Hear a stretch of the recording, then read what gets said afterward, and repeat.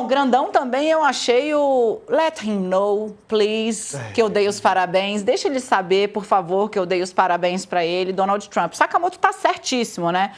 O Trump fez aquilo que era possível para ele nesse momento, que sentou para conversar, esperava-se ali, jogaram uma série de teorias, né, de que ele poderia tratar o Lula como fez com o Zelensky, de que ele poderia impor algum tipo de vexame ou de situação constrangedora ao presidente do Brasil. Não foi nada disso que aconteceu.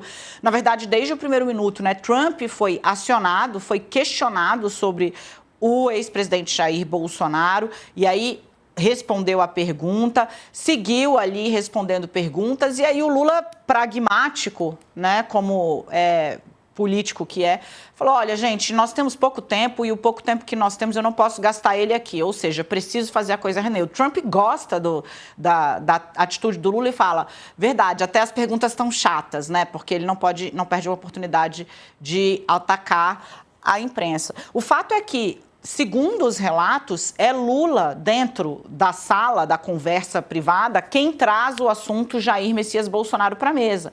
Dá resumos do processo, diz que houve direito à ampla defesa, explica que as provas são robustas, que há registros de e-mails, ligações, papéis e etc. Tira ou, digamos assim, aborda ele próprio o problema, porque assim você já fica com uma chave de discurso mais firme. No fim, o que acontece? As equipes vão se reunir, já se reuniram no dia seguinte, no caso hoje, né? Está prevista uma viagem já na próxima semana para os Estados Unidos, isso está sendo estudado, desenhado, né, para preparar uma eventual ida do Lula e também começar a ticar aqueles pontos que são mais problemáticos. Vamos ver, assim, por exemplo, pensar como é que está sendo a negociação dos Estados Unidos com o Japão. Né? Parceiros muito tradicionais. Vamos pensar como é que está sendo a negociação Estados Unidos-China, gigante, né? O Donald Trump é o que ele gosta de chamar, né? Um tough negotiator, né? Um negociador árduo, duro, alguém, né, que gosta de botar pressão. Só que, como o Sakamoto também apontou, ele, nesse momento, Sarz, ele precisa levar alguma resposta também para casa. Ele precisa mostrar para os americanos que fez o melhor jogo possível para uma economia que está dando sinais de que, de fato, como apontavam todos os economistas, a política tarifária não tinha como levar os Estados Unidos da América a um outro resultado que não a inflação.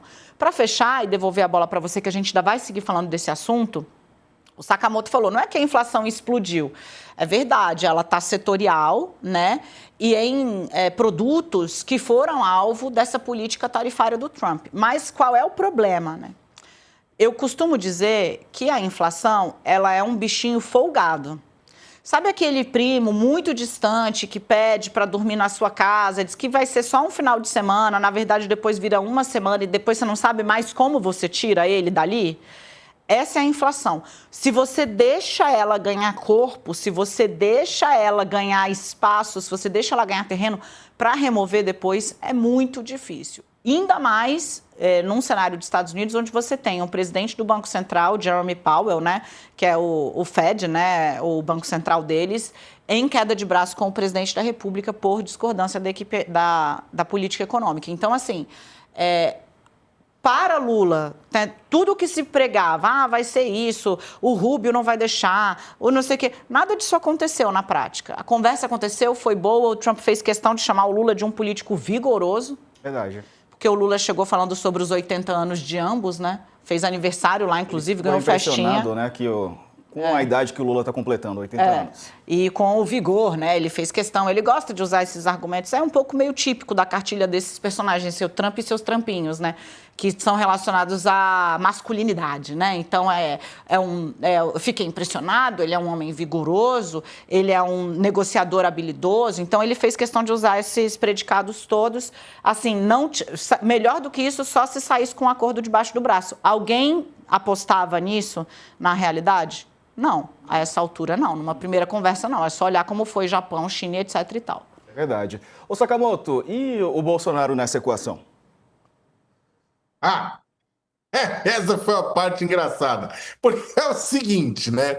O governo, como também comentou a Dani, né? O governo estava preocupado, né? O governo brasileiro, os negociadores, tudo isso mais, nessa preparação do primeiro encontro entre o Lula e o Trump, que o Trump repetisse aquelas emboscadas que ele já deu na Casa Branca, no Salão Oval, em encontros em Washington, na capital do Império, em encontros como com o Volodymyr Zelensky, que é o presidente da Ucrânia, ou com o Cyril Ramaphosa, né, que é o presidente da África do Sul, e que levaram uma emboscada do Trump, né, que atacou, humilhou, tudo isso mais, e aí o pessoal, a preparação do encontro, né, buscou o quê? Um território neutro, Kuala Lumpur, capital da Malásia, um lugar neutro, que era um encontro de chefes de Estado, ele não estaria no território dele, o Lula não estaria se deslocando só para isso, nem ele estaria se deslocando só para isso, no final das contas, né? Mas também tinha todo aquele receio. E o bolsonarismo apontava,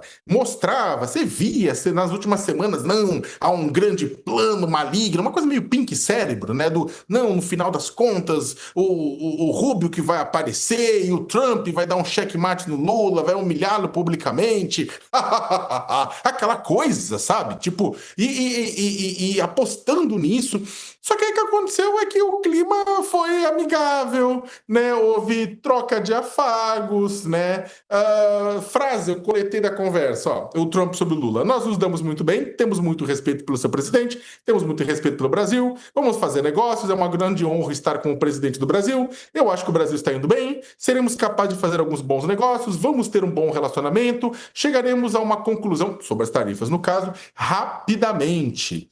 E aí, né, primeiro, ou seja, desmonta, né, por tudo que eu e a Dani falamos até agora, o Trump tem interesse também, interesse em ter uma negociação, interesse em aparecer no final das contas como o grande vencedor dessa negociação, né, que inclusive é a forma, os europeus aprenderam como ele negocia e dão aquela puxada de saco também, jogam lá, né, não, deixam ele falar que sapateou, não tem problema nenhum, se todo mundo chegar a um bom tempo, os japoneses fizeram isso.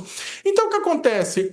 Só que o Trump também quer negociar, precisa, né, então está sendo pragmático, levantou a chavinha pragmática, né?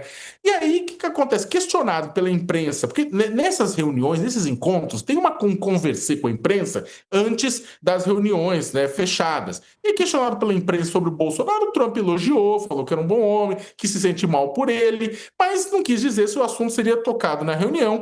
Lula, na reunião, falou que, olha, não tem o que fazer, ele foi condenado pela justiça, não tem perseguição nem nada disso, não diz respeito a mim, não diz respeito ao Poder Executivo do Brasil, e o Trump acabou tratando, ao que tudo indica, passou como lateral. Afinal de contas, America's First, né, não é? E aí, né, tipo, a prioridade era essa. Só que aí, para terminar, o bolsonarismo, Diego, se agarrou nessa frase que o Trump falou, olha, não te interessa se vamos tratar, respondeu para o jornalista, vamos tratar ou não desse assunto. Bom, o Trump, ao meu ver, simplesmente não queria falar desse assunto, ele tinha outras coisas para falar.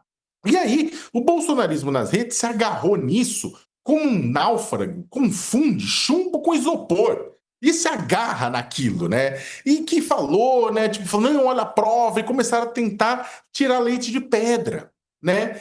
Só que o ponto no final das contas, né, é que o Jair foi colocado de lado, né? Agora, neste momento, o Trump quer resolver o problema dos Estados Unidos. E ao que tudo indica, Diego, pelo menos por hora, afinal de contas, o governo dos Estados Unidos é imprevisível e tudo pode acontecer, mas pelo menos por hora, os dois seguem agindo como adultos na sala, enquanto os traidores brasileiros ainda tentam tocar fogo no parquinho e vivem de sonho. Daqui a pouco a gente vai ouvir aqui Aloysio Nunes, ex-ministro das Relações Exteriores, ele já está conectado, vai entrar com a gente daqui a pouquinho. Antes, vamos ver uma fala do presidente Lula, ele avaliou a possibilidade de chegar a um acordo com os Estados Unidos.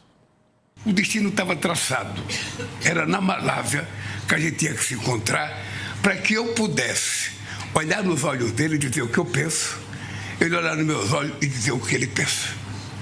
E foi assim que eu tive ontem na reunião uma boa impressão de que logo, logo não haverá problema entre Estados Unidos e Brasil.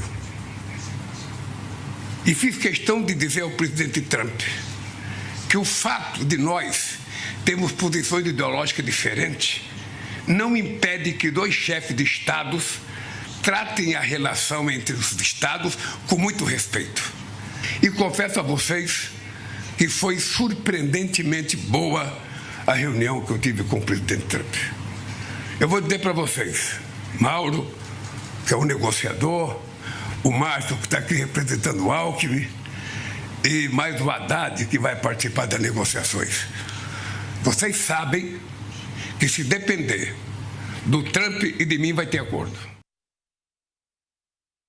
O Trump deu um discurso para o Lula para 2026. Na verdade, Sarza, eu estava tentando entender um pouco ontem, conversando com uma pessoa que trabalhou muito tempo com o Lula, conhece o presidente muito de perto, consegue telegrafar os movimentos do Lula com muita facilidade.